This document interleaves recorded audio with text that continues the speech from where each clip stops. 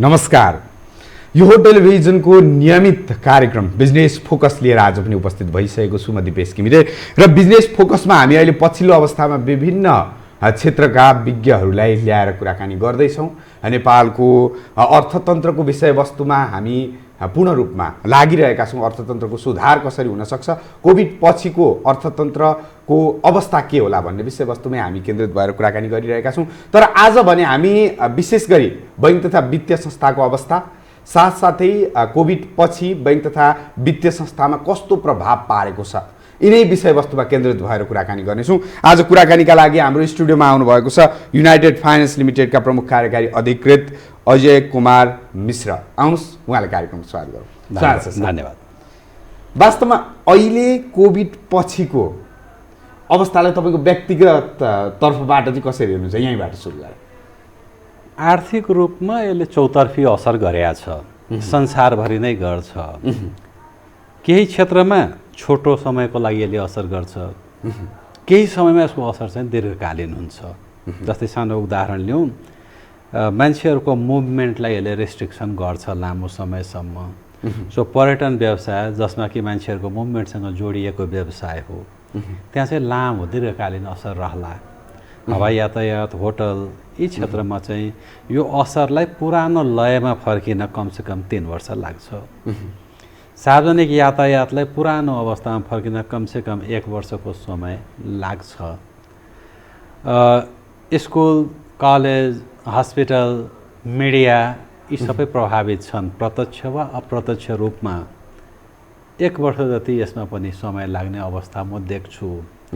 यो कस्तो अवस्था भन्नुहुन्छ भने मान्छेको प्राथमिकता सर्भाइभल हो। यति बेला सर्भाइभलदेखि बाहेक कुनै पनि आवश्यकता चाहिँ अहिले गौण हुन जान्छ। सो यसले गर्दा के हुन्छ, इन्टायर इकोनोमिक एक्टिभिटिजलाई यसले चाहिँ अलिकति पछाडितिर चाहिँ धकेल्छ। यसबाट अछुतो कुनै पनि सेक्टर छैन। बडा रमाइलो छ, हेर्नुहोस् न, कोभिड, कोरोना स्वास्थ्यजन्य रोग हो। नर्मली के हुन्छ, महामारीमा रोगमा हस्पिटलको बिजनेस त बढ्नुपर्ने हो नि, फार्मास्युटिकल्सको बिजनेस त बढ्नुपर्ने हो नि। नपत्याउँदो किसिमले हस्पिटलको बिजनेस पनि खस्केको अवस्था छ।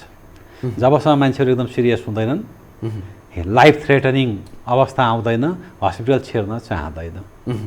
मान्छे के भयो त, नपत्याउँदो किसिमले सबै क्षेत्रलाई त्यो क्षेत्र पनि जसले कि उपचारमा अहिले त यो अवसरको रूपमा हुनुपर्ने क्षेत्र पनि के भयो त, पीडित भयो नि त।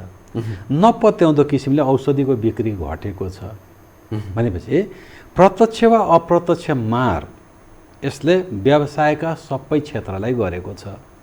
म ब्याङ्किङमा छु, व्यवसायमा असर गर्ने बित्तिकै यसको असर कहाँ आउँछ त, रिफ्लेक्सन त ब्याङ्किङमा आउँछ। किनकि डेब्ट इक्विटीलाई मैले 70-30 माने भने पनि 70% लगानी त ब्याङ्कै हो नि त त्यो व्यवसायमा। ठ्याक्कै भन्नुपर्दा बैंक तथा वित्तीय संस्था समग्रमा, फाइनेन्स कम्पनीमा अहिले हामी आउँछौँ, समग्रमा चाहिँ कस्तो ब्याङ्किङ सेक्टरलाई कस्तो असर गर्यो? तपाईँले अलिकति त कुरा उठाइसक्नु भएको छ। ठुलो असर गरेको छ। क्षणिक देखिने नदेखिने भन्ने विषयवस्तु मात्रै हुन्। जस्तै के हुन्छ, व्यवसायमा असर गर्यो, रिपेमेन्ट क्यापासिटी त रोकियो नि त। रिपेमेन्ट क्यापासिटी, क्यास फ्लो नभएपछि उसले ब्याज त तिर्न सक्दैन नि, सामो त ब्याङ्कलाई तिर्न सक्दैन नि। एक, गइसकेका कर्जाको सर्भिसिङ के भयो त, डिफर भयो, उसले तिर्न सकेन, पहिलो कुरो। दोस्रो, व्यापार विस्तार त भएन। व्यापार विस्तार नभएपछि कर्जाको माग भएन, पछि लोनको डिमान्ड पनि त भएन नि। भनेपछि ब्याङ्कको बिजनेस पनि बढ्ने अवस्था छैन, किनकि लोनको डिमान्ड त अहिले छैन। भएकै लोनहरू, गएका कर्जाहरूको पनि रिकभरीको इस्युजहरू चाहिँ बल्झिँदै गए। अब यसलाई कसरी समाधान गर्ने भनेर अलिकति राष्ट्र ब्याङ्कले मौद्रिक नीतिबाट यसलाई एड्रेस चाहिँ गरेको छ। ऋणी व्यवसायीलाई पनि पर्याप्त सहुलियत दिन सक्ने जति सहुलियत दिइएको छ। त्यसको असर ब्याङ्कको ब्यालेन्स सिटमा कम होस् भन्ने किसिमका प्रावधानहरू लागू भएका छन्। त्यसले गर्दाखेरि असरलाई, जोखिमलाई न्यूनीकरण गर्ने प्रयास चाहिँ भएको छ। ब्याङ्कलाई असर परेको छ। दीर्घकालीन रूपमा ब्याङ्कको एसेटको क्वालिटी जुन भन्छौँ हामी, त्यो डिटोरिएसन भनेपछि मौद्रिक नीतिप्रति तपाईँ सन्तुष्ट नै हुनुहुन्छ समग्रमा? यसका 3वटा पक्षबाट हेर्नुपर्छ हामीले। मौद्रिक नीतिको एउटा सर्टेन सीमा हुन्छ। हजुर, त्यो सीमामा बसेर योभन्दा उत्कृष्ट यो समयमा, यो अर्थतन्त्र प्रभावित भएको समयमा योभन्दा उत्कृष्ट मौद्रिक नीति आउन सक्दैन थियो। एक, अहिलेको मौद्रिक नीतिले लक्ष्य नै के निर्धारण गर्यो त, भएका व्यवसायहरूलाई कसरी सहयोग गर्न सकिन्छ पुनर्स्थापना गर्नलाई, कोरोनाको असरलाई कम गर्नलाई तीमा पर्याप्त छुट र सुविधाहरू दिएको छ। त्यो छुट र सुविधा दिइसकेपछि त्यसको असर ब्याङ्कको ब्यालेन्स सिटमा पर्छ। त्यसलाई कसरी न्यूनीकरण गर्ने त्यहाँ पनि पूर्ण प्रयास गरिएको छ। दुईटै चिज भए। तेस्रो पक्ष भनेको यो सबै दुईटै छुट र सुविधाबाट नेपालको ब्याङ्किङ इन्डस्ट्री स्थिर सबल दिगो होस्, त्यसमा पनि पर्याप्त ध्यान दिइएको छ। त्यस मानेमा हेर्नुहुन्छ भने यो मौद्रिक नीति अहिलेको समयमा उत्कृष्ट मौद्रिक नीति हो। योभन्दा राम्रो हुने ठाउँ चाहिँ थिएन। र अर्को कुरा, यो बीच टाइममा तपाईँको 120 दिनको लकडाउन, 120 दिनको लकडाउन पछि केही मात्रामा पूर्ण रूपमै खुले भनौँ, तर सङ्क्रमणको दर भने घटेको छैन, निरन्तर बढ्दै क्रममा छ विश्वमै र नेपालमा पनि त्यही गतिमा छ। यस्तो बेला अब कोभिड सकिन्छ भने पनि अवस्था नाजुक हुन्छ त। तपाईँले अघि पनि कुरा उठाइसक्नु भएको छ नि, केही वर्ष लाग्छ उठ्नलाई सेक्टर हेरेर भनेर। यो अवस्थामा केही व्यापार व्यवसाय गर्न युवाहरू बेरोजगारी हुने अवस्था छ र व्यापार व्यवसायतर्फ केन्द्रित हुन उनीहरू बाध्यतामा जाने अवस्था छ। यस्तो बेला ब्याङ्क तथा वित्तीय संस्थामा बाटै लिने हो ऋण, तपाईँलाई त अवश्य पनि थाहा छ। यस्तो बेला ब्याङ्क तथा वित्तीय संस्थामा तरलताको अवस्था चाहिँ कस्तो छ? यसरी जोडेँ मैले। अहिले अघि दुईवटा चिज भने, कर्जाको डिमान्ड छैन अहिलेको अवस्थामा। ठुल्ठुला व्यवसायहरू उद्योगहरू स्थापना हुने या क्षमता वृद्धि गर्ने अवस्था छैन। त्यो नहुने बित्तिकै के भयो? तरलता फालाफाल भयो। अहिले नेपालको ब्याङ्किङ इन्डस्ट्रीमा 2.5 खरबभन्दा बढी अधिक तरलता छ। 2.5 खरबभन्दा बढी। त्यसले के हुने भयो त? ब्याज दरलाई तल ल्यायो। अहिले व्यवसायहरूको माग पनि के थियो त? सिङ्गल डिजिटको ब्याज दर हुनु पर्यो भन्ने माग थियो नि, र त्यो पुरा भइसक्यो। हेर्नुहोस् त, अहिले अधिकांश ब्याङ्कले सिङ्गल डिजिटको ब्याज रेट अफर गरिसक्यो नि त व्यवसायीहरूलाई। ब्याज दर त घटिसक्यो नि त, किन? लिक्विडिटी एक्सेस भयो। प्रश्न कहाँनिर छ भन्दाखेरि यो लिक्विडिटी जुन एक्सेस छ यो कहिलेसम्मलाई त? एकछिनलाई मानौँ डिसेम्बरमा हामीको इकोनोमी चाहिँ फेरि पुरानो लयमा फर्किन सुरु भयो अरे, भ्याक्सिन आयो। यो त कोरोना भनेको चिज चाहिँ के चाहिँ हामीले बुझ्नुपर्छ भन्दाखेरि यो चाँडै जानेवाला चिज होइन। पोस्ट कोरोना भनेर चाँडै आउनेवाला छैन। लिभिङ विथ कोरोना हो। कोरोना रहन्छ, हामी कोरोनासँगै बाँच्न सिक्नुपर्छ। कति बेला हामी खुलेर अगाडि बढ्न सक्छौँ जब यसको उपचारमा भ्याक्सिन पत्ता लाग्छ, व्यक्तिगत मतलब एकदम अब्जेक्टिभ केही मेडिसिन आउन सक्छ। भ्याक्सिन आउन लाग्यो, एकछिनलाई भनौँ डिसेम्बरमा भ्याक्सिन बजारमा उपलब्ध भयो, मान्छेको डर त अलिकति हरायो नि त। अब के हुन्छ? खुलेर व्यापार व्यवसायमा लाग्छौँ नि त, त्यति बेला फेरि कर्जाको माग वात्तै बढ्न सक्छ। त्यो बढ्या बेलामा फेरि लिक्विडिटी क्राइसिस चाहिँ आउँछ। पछि जबसम्म कर्जाको डिमान्ड छैन, लिक्विडिटी बढी भएको हो। किनकि अबको डिपोजिट फर्मुलेसन यो वर्ष गत वर्ष जस्तो ठुलो हुँदैन। मान्नुहोस् नमान्नुहोस् रेमिटान्स घट्छ, यथार्थ हो। त्यो 15% घट्छ कि 20% घट्छ भन्ने मात्र इस्यु हो, रेमिटान्स घट्छ। हाम्रो डिपोजिटको एउटा ठुलो कन्ट्रिब्युसन कहाँबाट आइरहेको छ? रेमिटान्स इन्फ्लो हो नि त। त्यो घटेपछि हिजोको दिनमा हामीले 22% 20% डिपोजिट ग्रो हुन्थ्यो भने सायद त्यति नहुन सक्ला। पछि भोलिको दिनमा लिक्विडिटी यदि साँच्चीकै पुरानो लयमा अर्थतन्त्र फर्क्यो भने फेरि लिक्विडिटी क्राइसिस हुन्छ। पुरानो लयमा फर्किन वर्ष दिन लाग्यो भने लिक्विडिटी फालै हुन्छ। हेर्नुहोस् यो जोडिया कहाँ छ? अर्थतन्त्र पुरानो गतिमा कहिले फर्किन सक्छ, त्यसमा जोडिया छ। जहाँसम्म अवसरको कुरा गर्नुभयो, क्राइसिसमा अवसर हुन्छ। तपाईँहरूले पनि हेर्नुभयो होला, यो क्राइसिसमा पनि होम डेलिभरीका सर्भिसहरू सुरु भए, ती बिजनेसहरू सुरु भए, डिजिटाइजेसनमा धेरै फड्कोहरू मारे, बिजनेस त भइराखेको छ नि त। त्यो त नयाँ एभेन्यूज खोजे नि त। जब हामी फिजिकल कन्ट्याक्ट कम गर्न थाल्यौँ, डिजिटल कन्ट्याक्टमा जानुपर्ने भयो नि त, त्यहाँ अवसर आए। तर त्यो अवसर के भयो? बडा सानो अवसरहरू हुन्। त्यो अवसरले इम्प्लोइमेन्ट क्रिएसन ठुलो स्केलमा हुन सक्दैन। हाम्रो च्यालेन्ज भनेको, अबको अर्थतन्त्रको च्यालेन्ज भनेको इम्प्लोइमेन्ट क्रिएट कसरी गर्ने। किनभने वैदेशिक रोजगारीबाट मान्छे फर्किनु, डोमेस्टिक बिजनेसहरू एक्सपान्ड नहुनु, पछि त एउटा त अनइम्प्लोइमेन्ट त ठुलो हुनसक्छ नि त। त्यो रोजगारी सिर्जना गर्नु चुनौतीपूर्ण छ। यी सबै समग्रमा कुराकानी गरिरहँदा कोभिड पछिको अर्थतन्त्र उकास्न ब्याङ्किङ सेक्टरको पनि त भूमिका हुन्छ। यस्तो बेला ब्याङ्किङ सेक्टरको भूमिका चाहिँ के हो तपाईँको नजरमा? जस्तै अहिले मैले अलिक पछाडि गएर फर्कौँ, चैत्र महिनामा कोरोनाले गर्दाखेरि हामी लकडाउनमा गयौँ। ब्याङ्कका सबै ऋणीहरूलाई राष्ट्र ब्याङ्कको निर्देशनअनुसार नै हामीले चैत महिनामा ब्याजमा 10% छुट दियौँ। एक किसिमको सहजीकरण उहाँहरूलाई गऱ्यौँ। वैशाख जेठ असाढमा कायम रहेको ब्याज दरमा पनि 2% छुट दियौँ। त्यो पनि ठुलो रकम हो। एक किसिमको सहजीकरण ब्याङ्कले गर्यो। 3, त्योभन्दा बढी ऋणीहरूको व्यक्तिगत क्षमता हेरेर समय थप्न पाइन्छ। मोनिटरी पोलिसीले हामीलाई त्यो ठाउँ दियो। जस्तै तपाईँ ऋणी, तपाईँले लोन लिनुभएको छ, तपाईँ के भन्नुहुन्छ मलाई, म अहिले पैसा तिर्न सक्दिनँ, म 6 महिना पछि तिर्न सक्छु है। पछि 6 महिना भाका थपिदिएर त्यो प्रोसेसलाई डिफर गर्न पाइयो। ब्याङ्कले गरिराखेका छन्। तपाईँको व्यवसाय अब चलाउनु पर्यो, नयाँ स्टक चाहियो, वर्किङ क्यापिटल चाहियो, ब्याङ्कले तपाईँलाई त्यो सपोर्ट गर्छ। पछि ब्याङ्कले तपाईँको क्यास फ्लोलाई डिफर गर्नलाई, फेसिलिटेट गर्नलाई गर्नुपर्ने सबै काम गर्छ। किनकि ग्राहक बचेन ब्याङ्क बच्ने हो। पछि हामी डिपेन्डेन्ट कहाँ छौँ? त्यही व्यवसायमाथि डिपेन्डेन्ट छौँ। त्यसले व्यवसायलाई फेसिलिटेट गर्न सक्ने जतिको भूमिका ब्याङ्कले निर्वाह गरिराखेको छ। ब्याज दर वात्तै घटायो। मैले भने कमर्सियल ब्याङ्क, डेभलपमेन्ट ब्याङ्कहरूले सिङ्गल डिजिटमा लोन दिन थालिसके। 1 वर्ष अगाडि 13% 14% ब्याज भइराखेको चिज सिङ्गल डिजिटमा आइसक्यो। भनेपछि ब्याङ्कले के गर्यो त? यति बेला बजारमा टिक्नु पर्याप्त हो, मुनाफा सर्वोपरि होइन है। यो बीच टाइममा यी गरिरहँदा केही सहुलियत दिँदा ब्याङ्क तथा वित्तीय संस्थामा पनि सङ्कट होला कि भन्ने आम बुझाइ छ। यसलाई प्रश्न बनाइदिनुहोस् कि बन्द हुने स्थिति छ छैन? मैले अघि पनि भने बन्द हुने अवस्था ठ्याम्मै छैन। बडा धर्को तानेर कुरा गरौँ। 1, ब्याङ्क र वित्तीय संस्थामा कति मात्रै असर पर्छ भन्नुहुन्छ भने, हिजो मैले 1 अरब मुनाफा कमाउँथेँ भने अब म 80 करोड या 70 करोड मुनाफा कमाउँछु। म के भन्दैछु? 20% देखि 25% ब्याङ्कको मुनाफा घट्ने हो। ब्याङ्कलाई धेरै ठुलो असर, 20-25% मुनाफा घट्नु भने असर हो। ब्याङ्क बिग्रिने अवस्थामा पुग्दैन। चाहिँ बडा स्पष्ट कहाँ हुनु आवश्यक छ? ब्याङ्कले कमाइराखेको हिजो दिनको मुनाफा 20-25% घट्छ। त्यसमा दुई मात्रै छैन, घट्छ।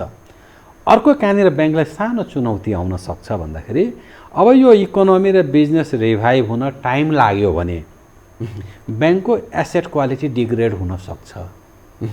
जुन कर्जामा धितो लिया छौँ, कर्जा लगानी गरेका छौँ, त्यो असुलीमा समस्या आउन सक्छ यदि लामो समय लाग्यो भने। त्यो पनि ब्याङ्कलाई धेरै ठुलो क्षति होइन। अहिले नेपालको ग्रस एनपिए, खराब कर्जा 1.5% को हाराहारीमा छ भने त्यो 2-2.5 हुने हो। त्यसले अलिकति मुनाफा घट्ने मात्रै हो। म चाहिँ ब्याङ्कको ब्यालेन्स सिटै बिग्रिने खालको अवस्था चाहिँ होइन। यस्तो बेला ढुक्क हुँदा हुने अवस्था। कतिपयको बुझाइ ब्याङ्क बन्द हुन्छन् कि भन्ने आम नागरिकको सत्यता छैन। मैले अघि भने नि, मोनिटरी पोलिसीले 3वटा चिजलाई ध्यान दिएको छ। व्यवसायलाई अधिकतम सहुलियत दिएको छ। ब्याङ्कलाई ब्यालेन्स सिटमा नेगेटिभ इम्प्याक्ट नपरोस् भन्ने पर्याप्त उपकरणहरू प्रयोग भएका छन्। र यो दुईटै कारणले गर्दाखेरि लङ रनमा ब्याङ्किङ सेक्टरमा कुनै किसिमको थ्रेट नआओस् भनेर रेगुलेटरी सुपरभिजरी फ्रेमवर्क पनि बडा बलियो गरिएको छ। सो कहीँ पनि ब्याङ्कको अस्तित्वमा प्रश्न चिन्ह हुँदैन, छैन। अलिकति मुनाफा घट्छ। अलिकति यो कोभिड पछि हटौँ, कोभिडलाई यहाँ यथावत राखेर अन्य कुराहरूमा लागौँ। अहिले राष्ट्र ब्याङ्कले मर्जरका कुराहरू पनि गरिराखेको छ। खास वास्तवमा ब्याङ्क तथा वित्तीय संस्थाहरूलाई बढी भए घटाउनुपर्छ, एउटै बिल्डिङमा बढी भए एउटै प्रकृतिका वित्तीय संस्थाहरू, यिनलाई घटाउनुपर्छ, यी विभिन्न चर्चा परिचर्चा हुने गरेका छन्। वास्तवमा तपाईँको विश्लेषण चाहिँ के? व्यक्तिगत रूपमा म मर्जरको समर्थक हुँ। र एउटा संयोग पनि के हो भन्दाखेरि, जति बेला नेपाल राष्ट्र ब्याङ्कले पहिलो मर्जरको नीति ल्यायो, नीति ल्याएपछि पहिलो एमओयू गर्ने मान्छे मध्ये एउटा म हुँ। त्यति बेला सानो म पुडेन्सियल फाइनान्सको सिइओ थिएँ। पुडेन्सियल फाइनान्समा गोर्खा फाइनान्स मर्ज गर्ने भनेर सुरुवात गरेका हुँ। पछि पुँजी वृद्धि मर्जरबाट गर्ने भनेर नीति आयो। अहिलेको गभर्नर साहब डेप्टी गभर्नर हुनुहुन्थ्यो। संयोगले पहिलो एग्रिमेन्ट गर्ने मान्छे पनि मै हुन पुगेँ। सिद्धार्थ डेभलपमेन्ट ब्याङ्कमा एकता विकास ब्याङ्क र नेपाल आवास फाइनान्स गाभ्ने एमओयू सबभन्दा पहिलो एमओयू थियो। मर्जर आवश्यक छ। व्यक्तिगत रूपमा 5वटा मर्जर प्रक्रियामा सहभागी भइसकेँ। मैले 5वटा मर्जर प्रक्रियामा सहभागी भइसकेँ। हजुर, मर्जर आवश्यक छ। नेपालमा साँच्चीकै भन्नु छ भने ब्याङ्क र वित्तीय संस्थाको सङ्ख्या बढी भएकै हो, ओभर लाइसेन्सिङ भएकै हो। पछि यसलाई घटाउनलाई मर्जर आवश्यक छ। मर्जरको बेनिफिट के हुन्छ, संस्था बलियो हुन्छ, सबल हुन्छ। जस्तै अहिलेको जुन आर्थिक यो सङ्कट आएको छ, यति बेला हामी किन बडा ढुक्क साथ के भन्दैछु म तपाईँलाई, कुनै पनि संस्था अप्ठ्यारोमा पर्दैन, मुनाफा मात्र अलिकति घट्छ। किन भन्दैछु, पुँजी हिजोको भन्दा 10 गुणा बढिसक्यो नि। हिजोको दिनमा 2 अरबको कमर्सियल ब्याङ्क हुन्थ्यो, आज 3 अरब, 2.5 अरब, 4 अरबको त डेभलपमेन्ट ब्याङ्क भइसक्यो यो देशमा। हिजो 80 करोडको त कमर्सियल ब्याङ्क पनि क्यापिटल हुँदैन थियो, आज त फाइनेन्स कम्पनीको क्यापिटल 80 करोड भइसक्यो। 104 करोड त मेरो संस्थाको क्यापिटल छ। पछि पुँजी जति बढ्छ, संरचना जति ठुलो हुन्छ, त्यति संस्था बलियो हुने हो। त्यो बलियो बनाउन पनि मर्जर चाहिएको छ र त्यसले अर्को फाइदा कहाँ गर्छ, जुन अनफेयर कम्पिटिसनको कुरा बेला बेलामा हामी गर्छौँ त्यसलाई पनि घटाउँछ। आइटीमा लगानी बढाउन सहुलियत हुन्छ हामीलाई। त्यसले मर्जर अपरिहार्य हो, मर्जर हुनुपर्छ। खालि के मात्रै भन्दाखेरि सबै प्रकृतिका बैङ्क तथा वित्तीय संस्थामा अनुभव बटुलिसक्नु भएको छ तपाईँले र हेर्दा विश्लेषण पनि गर्न सक्नुहुन्छ। वास्तवमा वाणिज्य ब्याङ्कको सङ्ख्या, विकास ब्याङ्क, वित्त, लघु वित्तको सङ्ख्या कतिसम्म झर्दा राम्रो हुन्छ छोटोमा? यसमा बायसनेस हुन सक्ला या भन्लान्।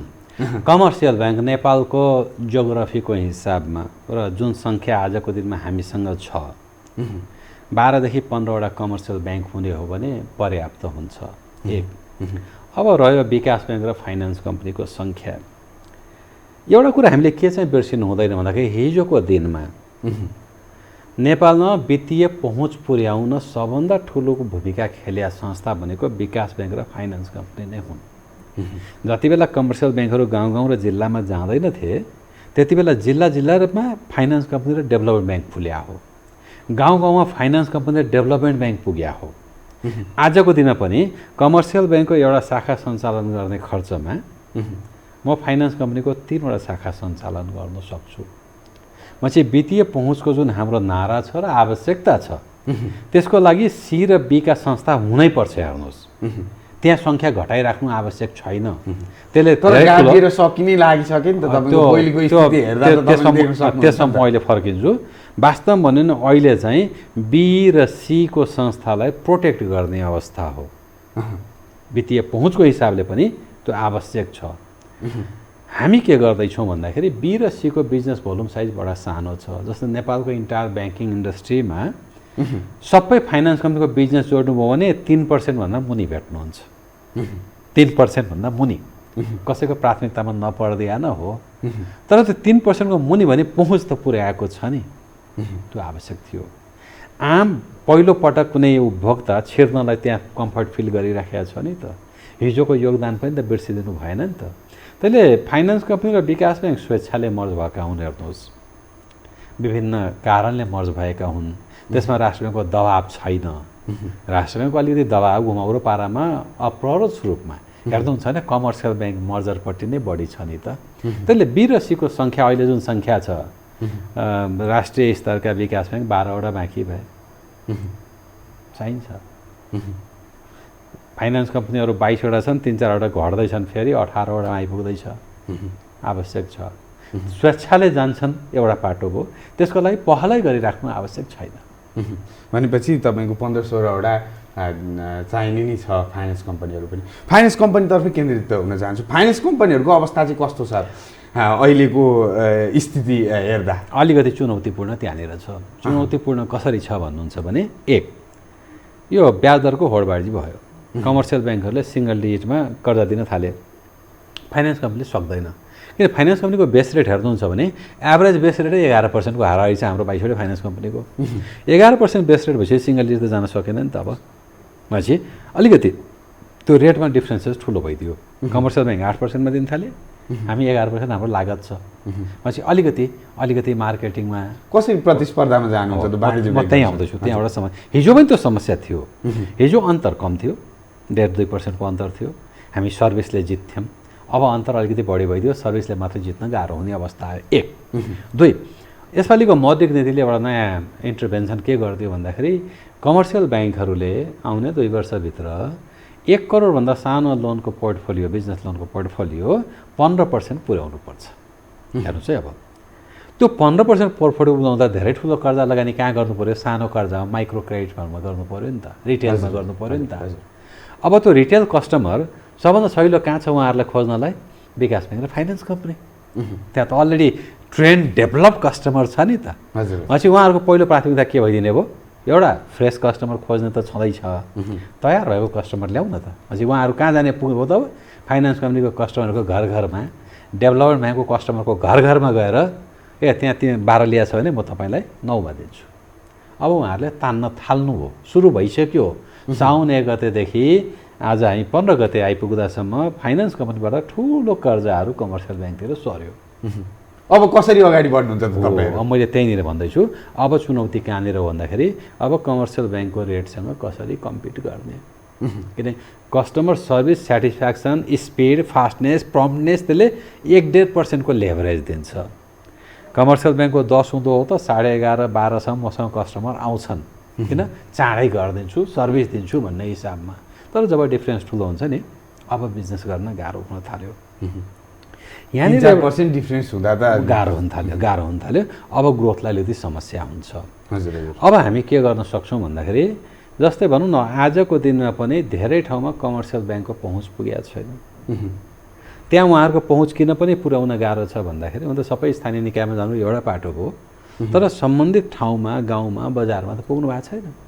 उहाँहरूको एउटा शाखा इस्टाब्लिस गर्नु पर्ने सञ्चालन खर्च निकै ठुलो भइदिन्छ भने हामी अब अलिकति भर्जिन एरियाजहरू, ग्रोइङ साना सहर बस्तीहरू, त्यस्तो एरियामा टार्गेट गर्न सक्छौँ। 1, 2 हामी साना लोनहरू जस्तै कृषि लोनको कुरा गरौँ, एकदम सानो एग्रिकल्चर लोनमा उहाँहरूको पहुँच र फोकस नहुन सक्छ। हामीले त्यहाँ टार्गेट गर्नुपर्ने आवश्यकता छ। भने हाम्रो चाहिँ बिस्तारै अब के हुने भयो, 10 लाख 15 लाखभन्दा सानो कर्जातिर चाहिँ हामी यदि बढी फोकस गर्न सक्यौँ भने त्यो तानातान खास चाहिँ हुँदैन। 10-15 लाखको ग्राहक कसैले ब्याज दर 2% छुट दिँदैमा एउटा छोडेर अर्को ठाउँमा जाने अवस्था आउँदैन। मैले फाइनेन्स कम्पनीहरू बिस्तारै के हुने भन्दाखेरि एकदम सानो लोनमा कन्फाइन हुनुपर्ने अवस्था चाहिँ यसले सिर्जना गर्छ। हुनु पर्थ्यो के भन्दाखेरि अलिकति पोलिसी लेभलमा एउटा सर्भाइभलको वातावरण बनाइनु पर्थ्यो। जस्तै म सानो इक्जाम्पल दिउँ, 15 लाखभन्दा सानो कर्जा कमर्सियल ब्याङ्कले गर्न नपाउने मात्रै भनिदिने हो भने नेपालका सबै फाइनेन्स कम्पनीहरू बडा स्ट्रङ भएर बिजनेसमा टिक्न सक्छन् नि त। वास्तवमा जब हामीले ABCD 4 क्याटेगोरीको लाइसेन्सिङ गऱ्यौँ, 4 क्याटेगोरीको संस्था जन्मायौँ भने प्लेग्राउन्ड अलिकति छुट्याइदिया भए हुन्थ्यो नि त। उसको लागि त छुट्याइयो नि त। पूर्वाधार विकास ब्याङ्क जब आयो, कमर्सियल ब्याङ्कलाई 1 लेभलको प्रोटेक्सन त दिया छ नि त। पूर्वाधार विकासले एउटा सर्टेन सीमाभन्दा तलको डिपोजिट लिन नपाउने टेनरको, त्योभन्दा तल कर्जा लगाइन गर्न नपाउने त गरियो नि त। त्यो नछोड्या भए त कमर्सियल ब्याङ्कको ठुलो लोन पोर्टफोलियोले तान्न सक्थ्यो नि त। भने त्यहाँ एउटा प्रोटेक्सन लेयर छ भने अब फाइनेन्स कम्पनीहरूलाई पनि एउटा प्रोटेक्सन लेयर गरिदिया भए चाहिँ सर्भाइभल सहज हुन्थ्यो। एउटै प्लेग्राउन्डमा एकदम सशक्त खेलाडी र कमजोर खेलाडीलाई हामीले छोडिदिएका छौँ। गाह्रो छ। आउन दिन झन् कठिन छ। यी कुराहरू गरिरहँदा कतै पनि ब्याज घटाउन हामी प्रोसेस गर्छौँ चाहिँ भन्नु बेस रेटै बढी भएर होला। बेस रेटै घटाउन सक्ने स्थिति छैन? होइन, टाइम लाग्छ, घट्छ। जस्तै भनौँ न अहिले मैले के भन्छु, 11% को हाराहारी बेस रेट छ। हजुर। 3 महिना अगाडि त 12%, 11.5% को हाराहारी थियो। त्योभन्दा 3 महिना अगाडि 12% को हाराहारी थियो। बेस रेट बिस्तारै घट्छ। 1 अर्को के हुनु पर्यो भन्दाखेरि बिजनेस पनि त बढ्नु पऱ्यो नि त घट्नलाई। त्यहाँ त कस्ट अफ डुइङ बिजनेस पनि त त्यहाँ जोडिया छ नि त। 2, 3 कमर्सियल ब्याङ्कको बराबर बेस रेट कहिले पनि फाइनेन्स कम्पनीको आउँदैन। किन आउँदैन? जस्तै तपाईँ निक्षेपकर्ता, तपाईँले डिपोजिट राख्न मौका आउनुभयो भने के हुन्छ, कमर्सियल ब्याङ्कले 7% दिएको छ, तपाईँले 8 नदिए त म किन तपाईँ कहाँ राख्छु? तपाईँले के खोज्नुहुन्छ? म एमा नगएर म सीमा गएर प्रिमियम खोज्नुहुन्छ तपाईँ। हजुर। त्यो प्रिमियम त मेरो सधैँ कस्ट बढ्ने भयो नि त अब। हजुर। होइन र? मैले कमर्सियल ब्याङ्कको cost of fund yeah base रेटमा त्यो फाइनेन्स कम्पनी कहिले पनि आउन सक्दैन। अलिकति माथि नै हुन्छ। त कति माथि? मैले भने 1.5%सम्मको रेट डिफ्रेन्सले हामीले बडा सहजै पार गऱ्यौँ, राम्रो बिजनेस ग्रो गरेर आयौँ। अहिलेको डिफ्रेन्सेस ठुलो भइदियो। फाइनेन्स कम्पनी डेभलपमेन्ट ब्याङ्कमा त किन आजको दिनमा पनि जसको बेस रेट 10% छ कमर्सियल ब्याङ्कमा, 1-2वटा ब्याङ्क अझ पनि 10% को हाराहारीमा छन् नि त। उनलाई सोध्नुहोस् न, उनको अवस्था त हामीभन्दा खराब छ नि त। किन कमर्सियल ब्याङ्कमा भइकन 10% बेस रेटमा बस्नु भने त उहाँको अवस्था कस्तो होला त? हामी त फाइनेन्स कम्पनी हौ, हामीलाई त 1-1.5% त्यसै बढी दिन्छन्। किन हामी बडा फास्ट सर्भिस गर्छौँ। म कहाँ 2 दिनमा हामी कर्जा एप्रुभ गर्छौँ, तेस्रो दिनमा त कर्जा खातामा आइसकेको हुन्छ। पर्सनल रिलेसनसिप मेन्टेन गर्छौँ कि नम्बर अफ क्लाइन्टेल के हुन्छ, कम हुन्छ। प्रत्यक्ष सम्बन्ध मेन्टेन गरेका हुन्छौँ। पछि 1-1.5% कुसुम हामीले लिइराखेको त कमर्सियल ब्याङ्कमा के हुँदो हो त? त्यहाँ त 6% र 10% छ नि, त्यहाँ पनि 4% डिफ्रेन्सेस भए ब्याङ्क छन् नि त। एउटाको बेस रेट 6.5%, एउटाको बेस रेट 10% भन्दा माथि। त्यहाँ सोच्नुहोस् कस्तो अवस्था छ। पछि के हुन्छ भन्दाखेरि अघि तपाईँले भनेको क्वेसन यहाँनिर जोडियो, केही संस्थाहरू आफै स्वेच्छाले मर्ज हुँदै गए डेभलपमेन्ट फाइनेन्स कम्पनी। कारण यो हो बजारमा कम्पिटिसन बहुत छ, सर्भाइभल गाह्रो छ। भिड्नु कोसँग छ? कमर्सियल ब्याङ्कसँग छ। कस्ट माथि राखेर अलिकति कठिन छ। र अब यी कुराहरूलाई यहीँ राखेर तपाईँको कम्पनीतर्फ केन्द्रित हुन चाहन्छु। युनाइटेडको अवस्था चाहिँ कस्तो छ अहिले? कसरी अगाडि बढिरहनु भएको छ? समग्र रूपमा फाइनेन्स कम्पनीको अवस्था मैले तपाईँलाई भने, नेपालको फाइनेन्स कम्पनीहरूमध्ये सबभन्दा बढी चुक्ताबुझी भएको फाइनेन्स युनाइटेड फाइनेन्स। नेपालका फाइनेन्सहरूमध्ये सबभन्दा बढी शाखा सञ्जाल भएको फाइनेन्स युनाइटेड फाइनेन्स। नेपालका फाइनेन्स कम्पनीहरूमध्ये वैदेशिक लगानी भएको एकमात्र फाइनेन्स कम्पनी। तर यति गर्दा गर्दै पनि अलिकति व्यापार विस्तार गर्न सकेन, अलिक ग्रोथ गर्न सकेन भन्ने म त्यहीँ आउँदैछु। एकमात्र वैदेशिक लगानी भएको फाइनेन्स युनाइटेड फाइनेन्स। 3वटा स्ट्रेन्थ त मैले तपाईँलाई गनेर दिएँ नि। 25 वर्ष पुरानै युनाइटेड फाइनेन्स। युनाइटेड फाइनेन्सको सबभन्दा ठुलो स्ट्रेन्थ र नदेखिने स्ट्रेन्थ के भन्दाखेरि गभर्नेन्स र कम्प्लायन्समा यो उत्कृष्ट संस्था हो।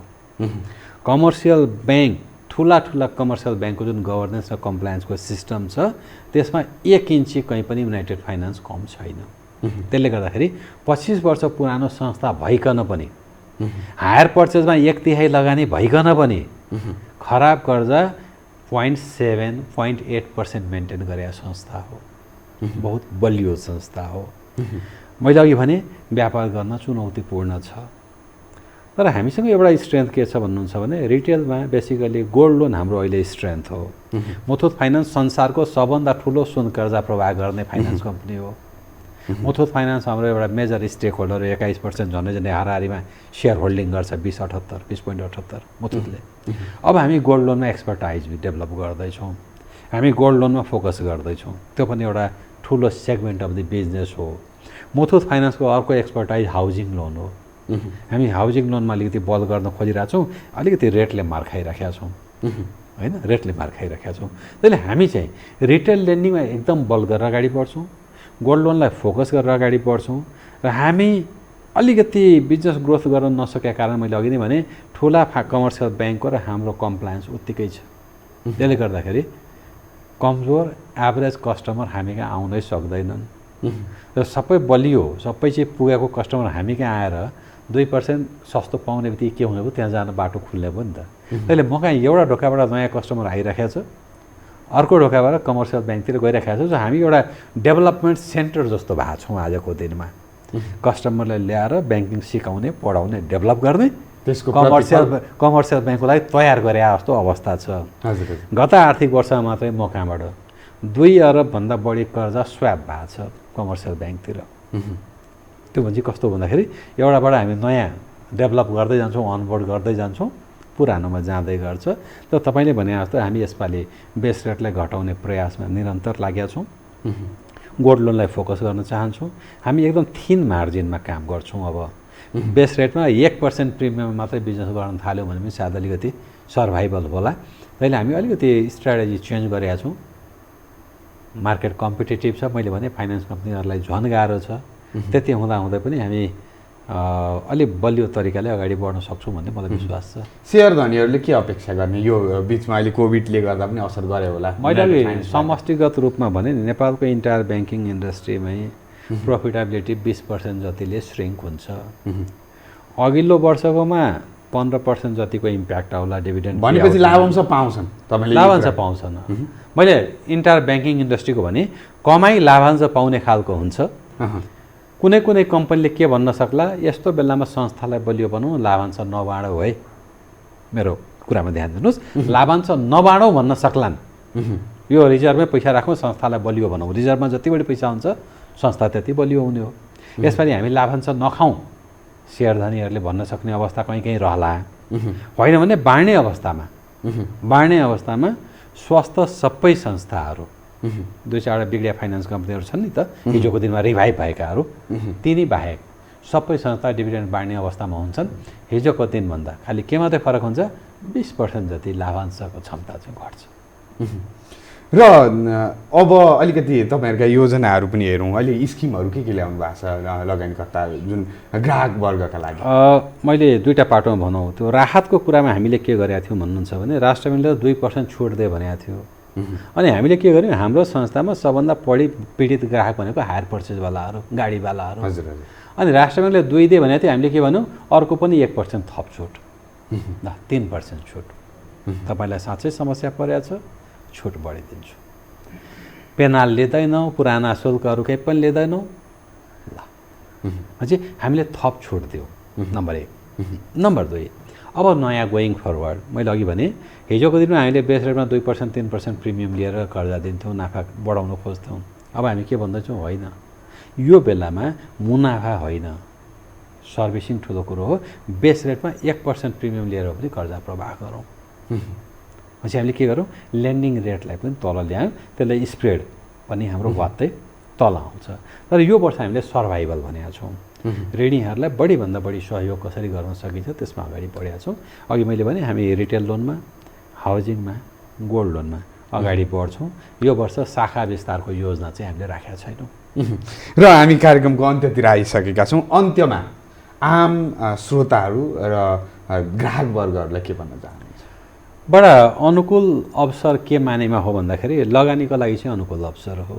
ब्याङ्कमा लिक्विडिटी पर्याप्त छ, लिक्विडिटी पर्याप्त भएपछि ब्याज पनि घट्छ। यस्तो बेलामा ब्याज दरमा अलिकति लङ टर्म कमिटमेन्ट ब्याङ्कबाट लिएर कारोबार सुरु गर्ने हो, नयाँ व्यवसाय सुरु गर्ने हो, अवसर खोज्ने हो भने बडा राम्रो अवसर हो। ब्याङ्कमा 2 किसिमको ब्याज दर हुन्छ, एउटा फिक्स ब्याज दर, एउटा फ्लोटिङ ब्याज दर। यति बेला फिक्स ब्याज दर पनि सस्तोमा नेगोसिएट गर्ने अवसर चाहिँ छ है। 3 वर्ष 5 वर्षलाई फिक्स ब्याज दर गर्न सक्यो भने कस्ट अफ फन्ड त घट्यो नि त। मान्छे व्यवसाय व्यापार सुरु गर्न यो बडा उपयुक्त समय हो। किन पनि भन्दाखेरि न रेन्टल घट्या छ, प्रोपर्टीको भाउ अलिकति घटेको अवस्था छ, स्टक घटेको अवस्था छ। यस्तो बेलामा व्यापार सुरु गर्दाखेरि लागत के हुन्छ, कम हुन्छ र तपाईँको व्यापार सुरु गर्दासम्म त इकोनोमी पनि एउटा किसिमको रिभाइभ भइसक्यो हुन्छ। सो यो नयाँ व्यवसाय सुरु गर्ने उपयुक्त अवसर म देख्छु। फन्डिङको हिसाबमा इनर्जी पनि सरप्लस भइराखेको अवस्था छ। क्यापिटल मार्केट बडा राम्रो प्रोस्पेक्टस देखिराखेको छु। ब्याङ्क फाइनेन्स इन्स्टिट्युसनको अवस्था मैले अघि नै भने, कुनै पनि ब्याङ्क फाइनेन्स इन्स्टिट्युट अप्ठ्यारो पर्ने अवस्था छैन, मुनाफा मात्रै अलिकति घट्ने अवस्था हो।